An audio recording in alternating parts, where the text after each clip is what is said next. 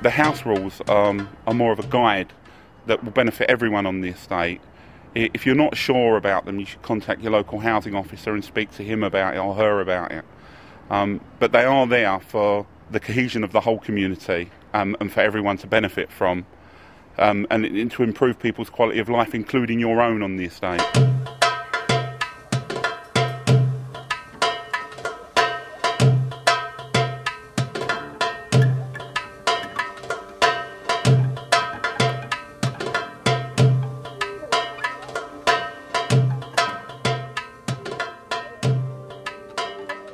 We ask that residents don't keep their music on too loud or too late, and their televisions between the hours of 10 p.m. and 6 a.m.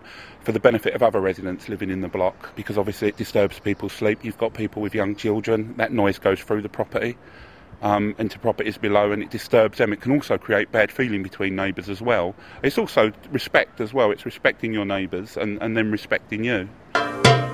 Someone new comes in here, it's like they just go and visit the minute randomly and take like a little homecoming thing. We do a thing called Dawa, yeah? And we like invite the new neighbours and they like eat in our house and make friends, show everyone around the area, like say like this is a new person. The mums will take the other mums like around to the places and like just introduce each other. That's it, and then everyone's friends.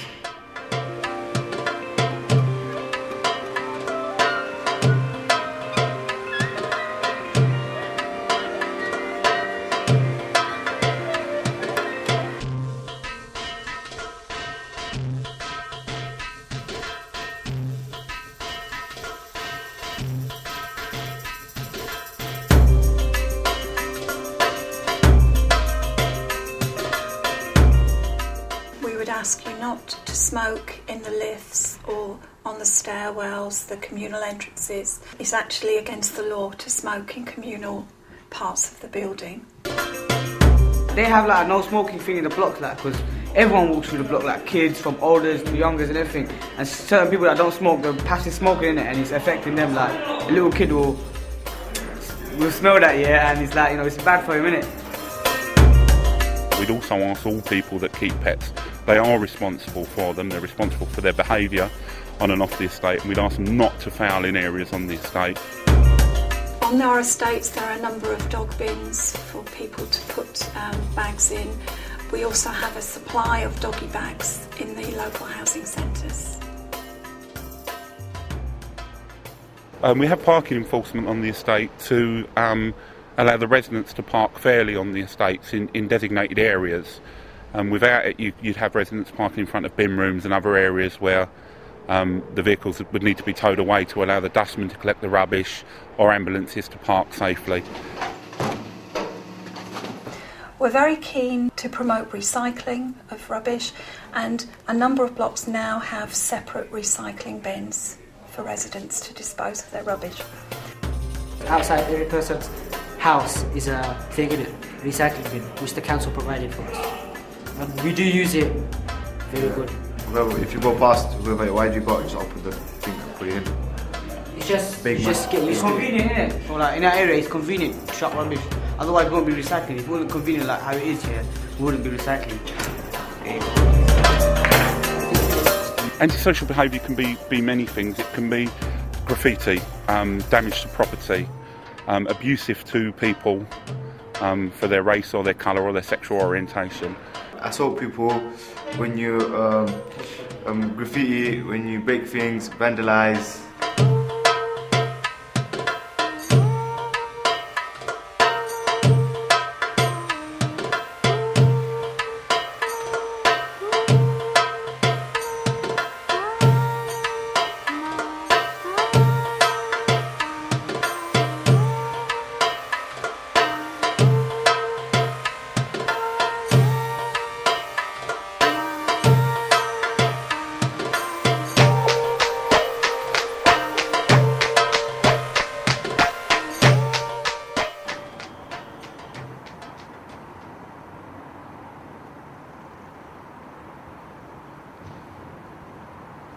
Well, that can congeal in the pipework and it can actually stop water flowing down the pipe. in effect that would call a back surge scenario. So if they're linked to other properties, someone empties their bath 3 floors above, it goes down, hits the block part and comes back up through other people's sinks and bathrooms. We'd ask that they dispose of all food items in a safe and proper manner, which would normally consist of them putting in a disposable bag and using the appropriate chute room or bin room to dispose of any items of food or waste.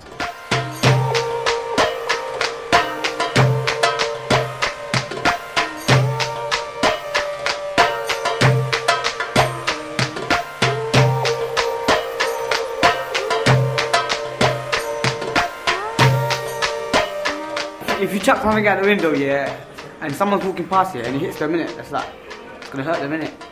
And you know what I mean? Like, if litter comes from, like, if everyone's chucking out the window, yeah, then there's litter everywhere, innit? So then it makes the area look more dirty, and it's like, you know, passers-by won't think much of the area, like they'll think there's just people just chucking stuff out the window. You get me? Less recycling gets done as well. Responsibility for your children or visitors is laid down in your conditions of tenancy, and you will be responsible for any person visiting your property, both in your property and on the estate. You're responsible for their conduct.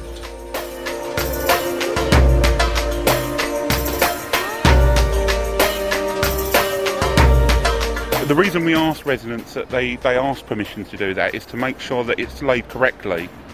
If it's not laid correctly, you can end up with very noisy floors in a property, which affects your neighbours below and creates noise nuisance.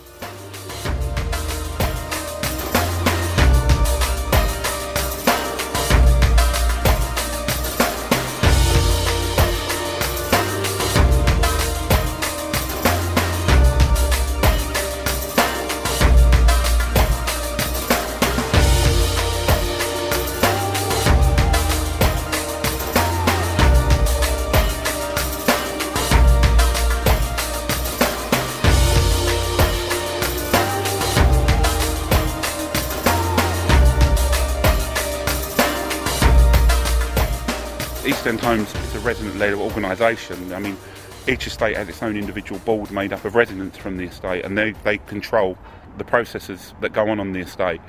We'd encourage everyone to get involved in that. It's your estate, you live on there, different age groups, different people, and everyone to have their own say. We would encourage younger people to come forward onto that. They live here, it's their estate as well as their parents and older people, so we would encourage them to get involved and give us their views. Everyone knows each other, everyone's helpful, so whoever needs help, they'll know each other who to go to, and if there's any problem, they'll sort it out within the community. And very friendly and helpful as well, everyone. Living in the East End is the best.